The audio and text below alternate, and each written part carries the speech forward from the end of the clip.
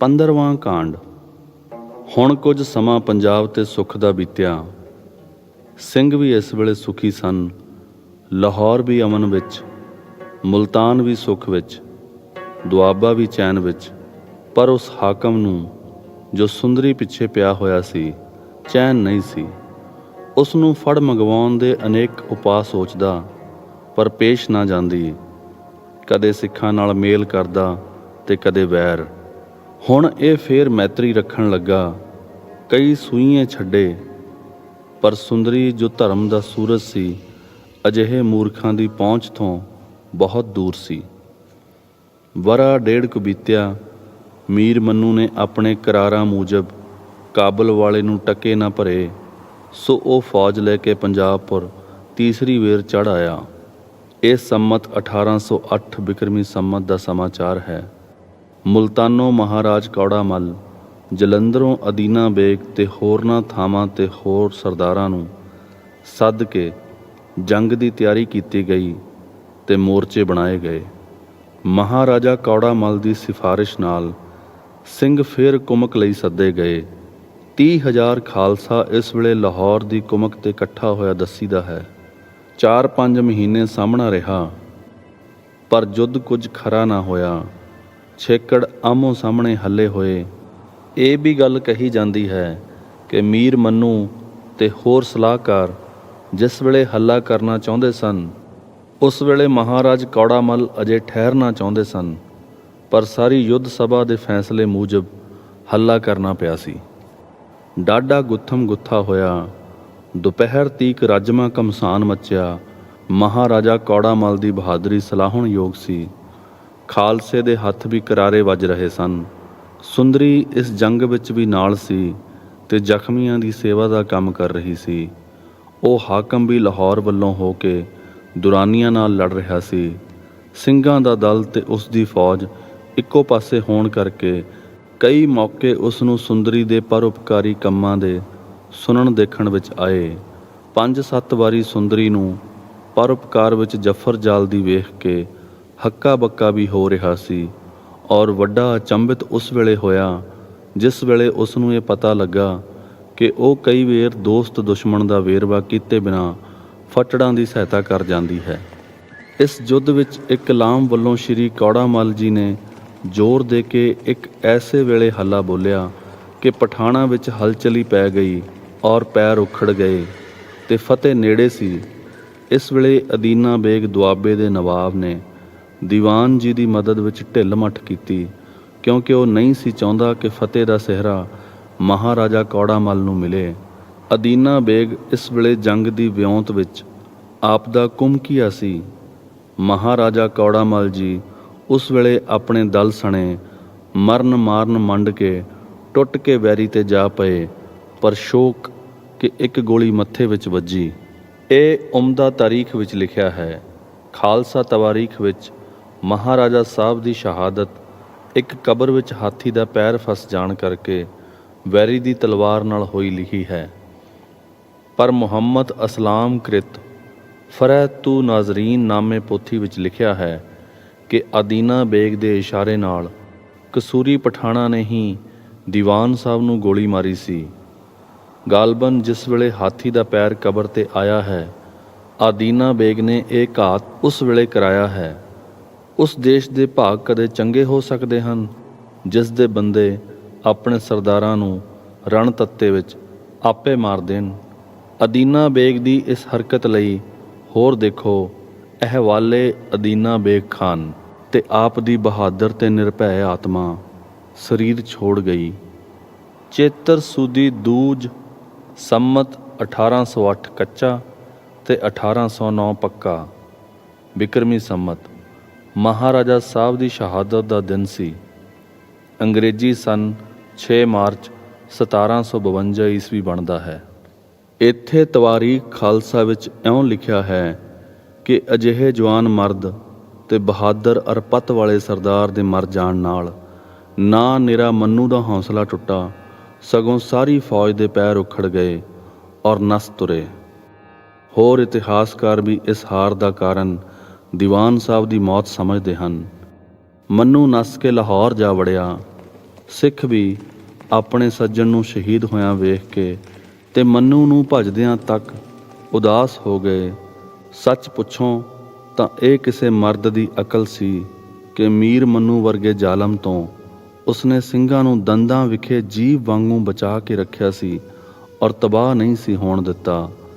ਮੈਲਕਾਮ ਸਫਾ 81 ਤੇ ਲਿਖਦਾ ਹੈ ਕਿ ਮੰਨੂ ਨੇ ਸਿੱਖਾਂ ਤੇ ਕਈ ਵਾਰ ਕੀਤੇ, ਪਰ ਵਜ਼ੀਰ ਕੌੜਾ ਮੱਲ ਦੇ ਮਸ਼ਵਰਿਆਂ ਨਾਲ ਸਿੱਖ ਬਚ ਜਾਂਦੇ ਰਹੇ। ਇਹ ਗੱਲ ਮੁਸਲਮਾਨ ਮੁਅਰਖ ਲਿਖਦੇ ਹਨ। ਇਤਿਹਾਸਾਂ ਤੋਂ ਪਤਾ ਲੱਗਦਾ ਹੈ ਕਿ ਇਸ ਦੇ ਮਗਰੋਂ ਮੀਰ ਮੰਨੂ ਨੇ ਉਹ ਦੁੱਖ ਸਿੱਖਾਂ ਨੂੰ ਦਿੱਤੇ ਹਨ ਕਿ ਕਲੇਜਾ ਕੰਬਦਾ ਹੈ। ਫੇਰ ਕਦੀ ਉਹਨਾਂ ਦੁੱਖਾਂ ਦੀ ਵਾਰਤਾ ਲਈ ਸਮਾਂ ਲੱਭਾ ਤਦ ਲਿਖਾਂਗੇ। ਮੀਰ ਮੰਨੂ ਉਸ ਤੋਂ ਮਗਰੋਂ ਜਲਦੀ ਹੀ ਮਰ ਗਿਆ ਸੀ। ਇੱਥੇ ਇਹ ਦੱਸਦੇ ਹਾਂ ਕਿ ਜਦ ਮੁਦਈ ਨਸ ਤੁਰਿਆ ਤਦ ਉਗਾਹ ਕੀ ਕਰਦੇ। ਇਹ ਵਿਚਾਰ ਕਰਕੇ ਸਿੰਘਾਂ ਨੇ ਵੀ ਇੱਕ ਰੁੱਖ ਮੂੰਹ ਧਰ ਕੇ ਕੂਚ ਬੋਲੀ। ਇਹ ਜੰਗ ਸ਼ਾਲਾਮਾਰ ਦੇ ਨੇੜੇ ਮਹਿਮੂਦ ਬੂਟੀ ਦੀ ਜੂਹ ਵਿੱਚ ਹੋਇਆ ਸੀ, ਜਿੱਥੇ ਇੱਕ ਪੰਜਾਬ ਦੇ ਵੰਡਾਰੇ ਤੋਂ ਪਹਿਲੋਂ ਬਿਜਲੀ ਵਾਲੇ ਆਪਣਾ ਟਿਕਾਣਾ ਬਣਾ ਰਹੇ ਸਨ। ਇਸ ਵੇਲੇ ਸੁੰਦਰੀ ਔਰ ਧਰਮ ਕੌਰ ਇੱਕ ਪਾਸੇ ਵੱਲ ਭਾਈ ਬਿਜਲਾ ਸਿੰਘ ਜੀ ਦੀ ਪਿੰਡਲੀ, ਜਿਸ ਵਿੱਚੋਂ ਗੋਲੀ ਲੰਘ ਗਈ ਸੀ, ਉੱਤੇ ਪੱਟੀ ਬੰਨ੍ਹ ਰਹੀਆਂ ਸਨ। ਇਸ ਕੰਮ ਤੋਂ ਵਿਹਲਾ ਹੋ ਬਿਜਲਾ ਸਿੰਘ ਕਸੀਸ ਵੱਟ ਕੇ ਘੋੜੇ ਤੇ ਚੜ੍ਹ ਕੇ ਤੁਰ ਪਿਆ। ਸਿੰਘਣੀਆਂ ਵੀ ਆਪਣੇ ਘੋੜਿਆਂ ਪਰ ਸਵਾਰ ਹੋ ਕੇ ਆਪਣੇ ਭਰਾਵਾਂ ਦੇ ਦਲ ਦੇ ਮਗਰ ਚੱਲੀਆਂ। ਸੁੰਦਰੀ ਦਾ ਘੋੜਾ ਅੱਜ ਇੱਕ ਸੱਟ ਖਾਣ ਕਰਕੇ ਜਰਾ ਹਲਕਾ ਚੱਲਦਾ ਸੀ, ਪਰੰਤੂ ਫਿਰ ਵੀ ਆਪਣੇ ਸਵਾਰ ਨੂੰ ਲਈ ਗਿਆ। ਤਾਂ ਵੀ ਧਰਮ ਕੌਰ ਨਾਲੋਂ ਵਿੱਥ ਪੈ ਗਈ। ਦੌੜੀ ਜਾਂਦੀ ਨਜ਼ਰ ਇੱਕ ਟੋਏ ਵਿੱਚ ਪਈ, ਜਿੱਥੇ ਇੱਕ ਪਠਾਨ ਤੜਫਣੀ ਵਿੱਚ ਲੁੱਛ ਰਿਹਾ ਸੀ। ਘਾਵਾਂ ਨਾਲ ਲਹੂ ਲੁਹਾਨ ਸੀ, ਜਿੰਦ ਟੁੱਟ ਰਹੀ ਸੀ ਤੇ ਕੁਚਲੇ ਖਾਧੇ ਹੋਏ ਪੁਰਖ ਵਾਂਗੂ ਤੜਫਦਾ ਔਰ ਬਚਨ ਕਹਿੰਦਾ ਸੀ, ਆਬ ਆਬ ਬਰਾਏ ਖੁਦਾ ਆਬ। ਪਾਣੀ ਨੂੰ ਤਰਸਦਾ ਸੀ। ਸੁੰਦਰੀ ਦੇ ਸਿੰਘਣੀਆਂ ਵਾਲੇ ਦਇਆ ਨਾਲ ਭਰਪੂਰ ਹਿਰਦੇ ਵਿੱਚ ਤਰਸ ਆ ਗਿਆ। ਇੱਕ ਆਦਮੀ ਦੇ ਬੱਚੇ ਦੀ ਇਹ ਦੁਰਦਸ਼ਾ ਵੇਖ ਕੇ ਰਿਹਾ ਨਾ ਗਿਆ। ਭਾਵੇਂ ਆਪਣਾ ਦੁੱਖ ਵੀ ਵੇਖਦੀ ਸੀ, ਪਰ ਪਿਆਰੀ ਜਿੰਦ ਹੂਲ ਕੇ ਘੋੜੇ ਤੋਂ ਉਤਰੀ ਔਰ ਆਪਣੀ ਜਿਸਤੀ ਸੁਰਾਹੀ ਵਿੱਚੋਂ 2 ਘੁੱਟ ਪਾਣੀ ਉਸ ਦੇ ਮੂੰਹ ਵਿੱਚ ਚੋਇਆ।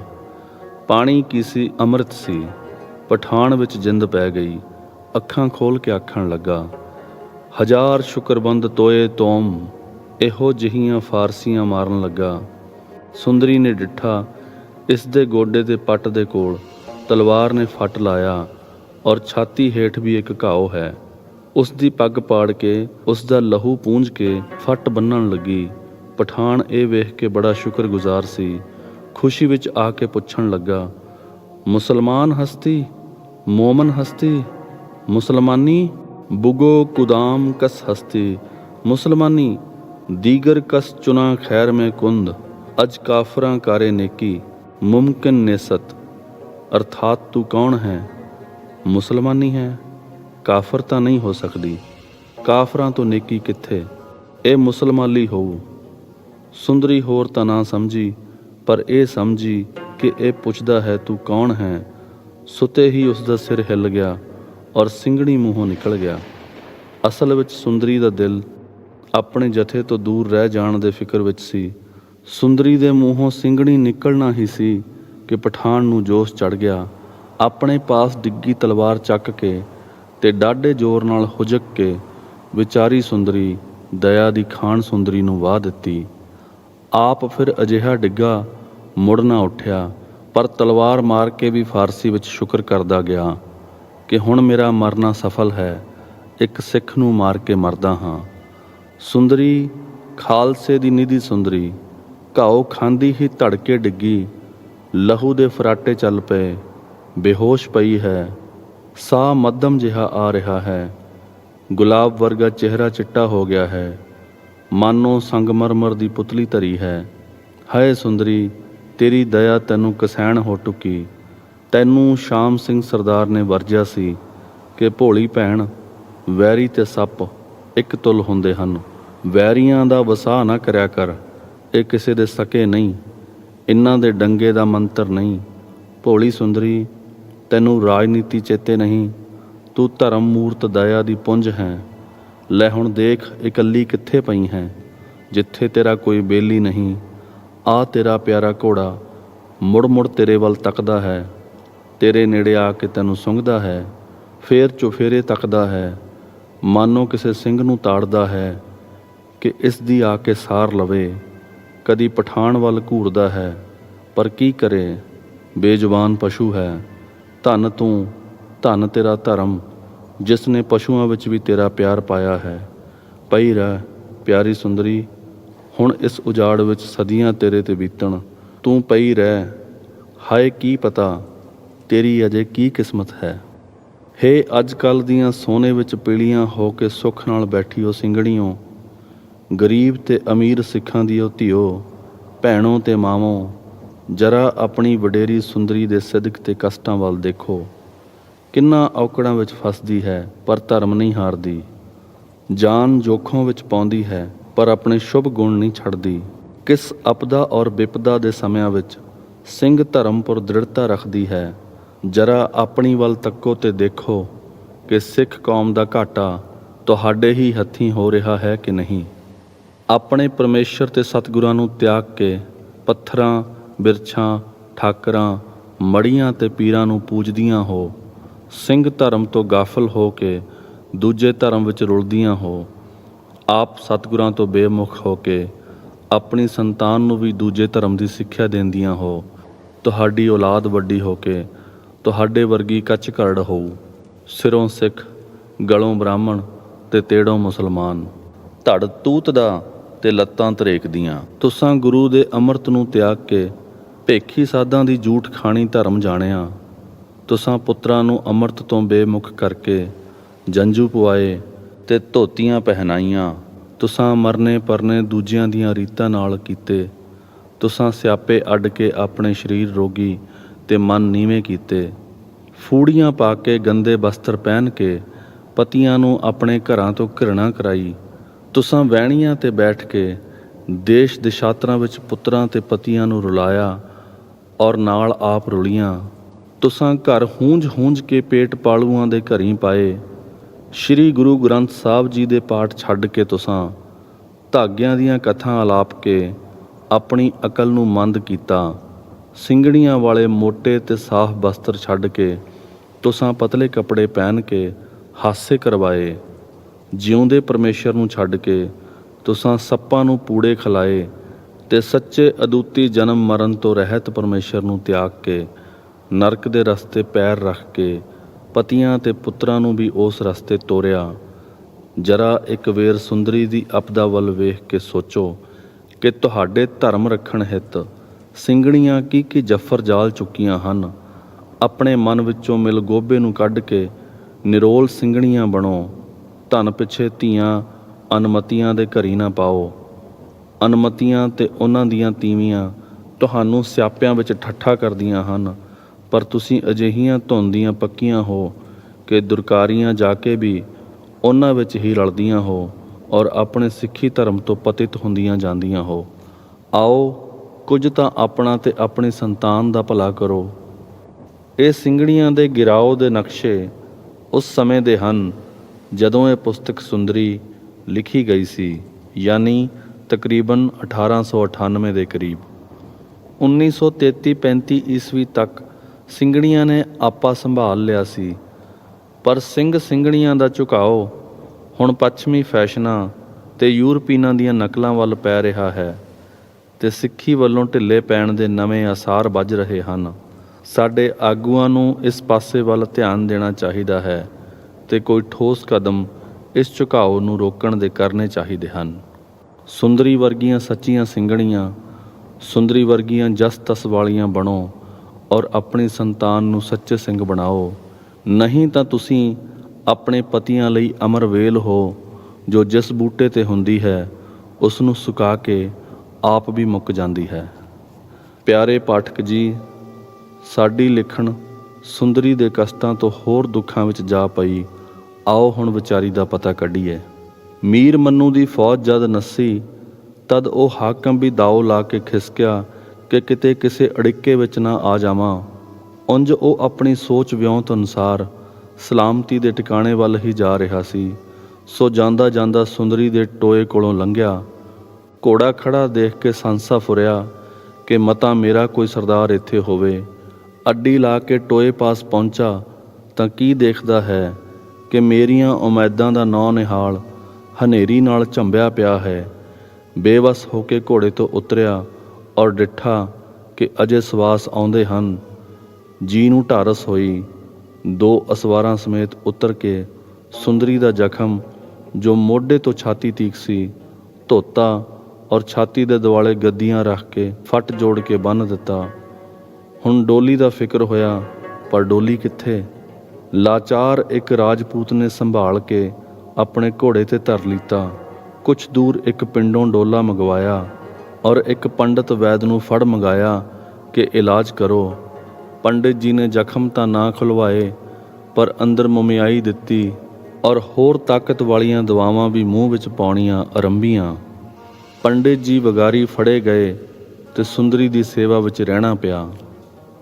ਹਾਕਮ ਤਾਂ ਆਪਣੀ ਵਿਉਂਤ ਅਨੁਸਾਰ ਆਪਣੇ ਆਹਰ ਵਾਲੇ ਪਾਸੇ ਗਿਆ, ਕਿਉਂਕਿ ਇਸ ਨੇ ਲਾਹੌਰ ਵਿੱਚ ਕੁਝ ਵਿਉਂਤੇ ਕੰਮ ਕਰਨੇ ਸਨ। ਪਰ ਸੁੰਦਰੀ ਨੂੰ ਆਪਣੇ ਨਗਰ ਘੱਲਿਆ। ਉੱਥੇ ਮਹਿਲਾਂ ਵਿੱਚ ਇੱਕ ਸੁੰਦਰ ਕਮਰੇ ਵਿੱਚ ਸੁੰਦਰੀ ਉਤਾਰੀ ਗਈ। ਬੜੇ ਬੜੇ ਹਕੀਮ ਇਲਾਜ ਵਾਸਤੇ ਇਕੱਠੇ ਕੀਤੇ ਗਏ। ਹਿੰਦੂ ਗੋਲੀਆਂ ਹਰ ਵੇਲੇ ਹਾਜ਼ਰ, ਨੌਕਰ ਚਾਕਰ ਬੇਅੰਤ।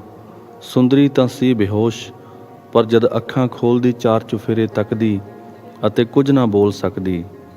ਹਕੀਮਾਂ ਨੇ ਫੱਟ ਖੋਲ੍ਹ ਕੇ ਡਿੱਠੇ ਔਰ ਵੱਡੇ ਯਤਨ ਨਾਲ ਸਾਫ਼ ਕਰਕੇ ਰੇਸ਼ਮ ਦੀ ਤਾਰ ਨਾਲ ਸਿਉਂ ਕੇ ਉੱਤੋਂ ਦਵਾਵਾਂ ਲਾਉਣੀਆਂ ਆਰੰਭ ਕੀਤੀਆਂ।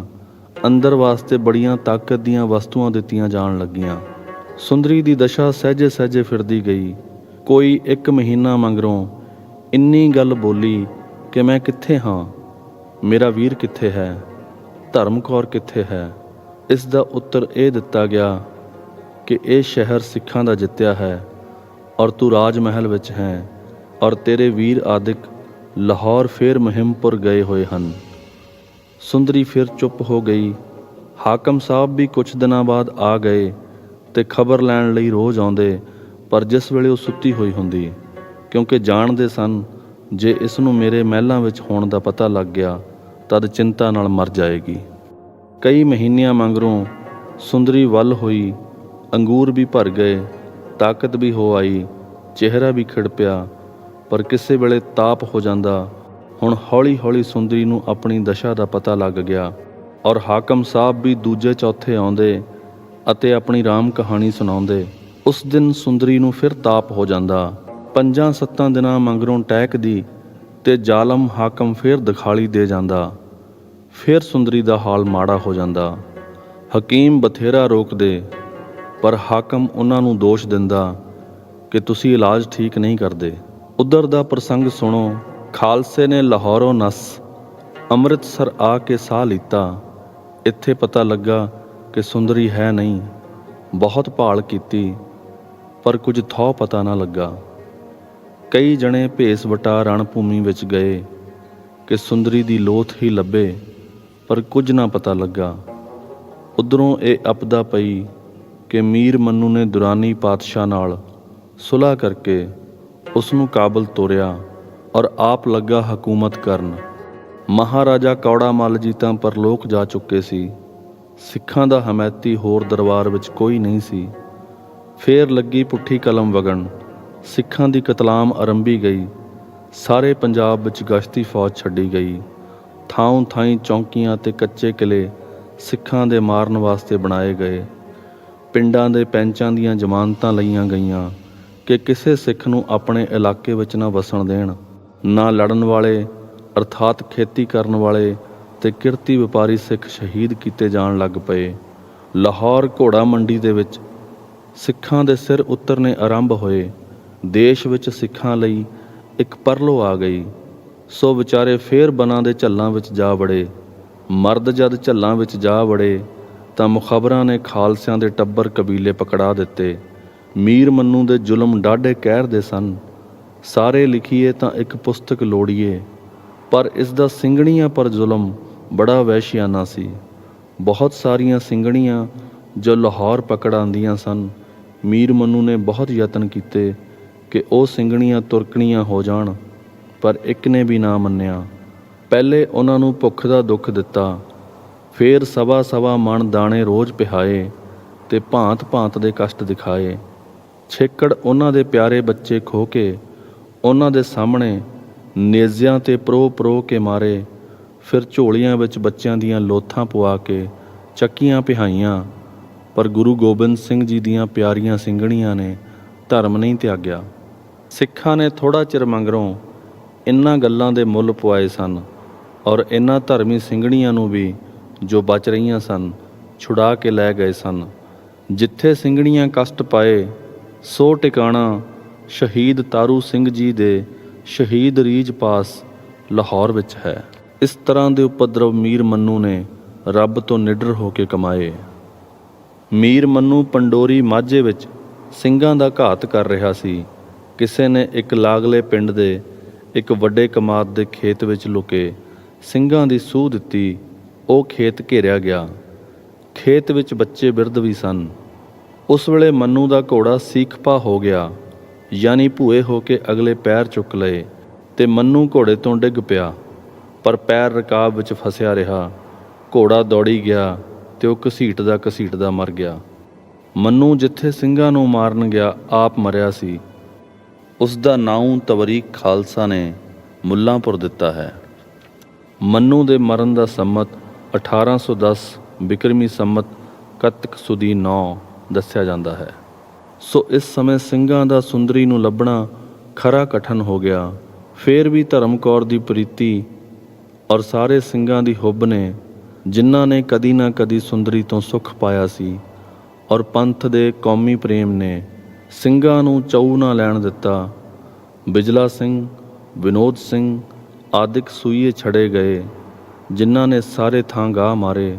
ਛੇਕੜ ਇੰਨੀ ਸੁੰਦਕ ਨਿਕਲ ਆਈ ਕਿ ਸੁੰਦਰੀ ਬਿਮਾਰੀ ਦੀ ਦਸ਼ਾ ਵਿੱਚ ਹਾਕਮ ਦੀ ਕੈਦ ਵਿੱਚ ਪਈ ਹੈ ਔਰ ਇਲਾਜ ਹੋ ਰਿਹਾ ਹੈ। ਪਰ ਹੁਣ ਇਸ ਗੱਲ ਦਾ ਬੰਦੋਬਸਤ ਨਹੀਂ ਲੱਭਦਾ ਸੀ ਕਿ ਕਿੱਕਰ ਉਸ ਦੀ ਬੰਦ ਖਲਾਸੀ ਕਰਾਈ ਜਾਵੇ।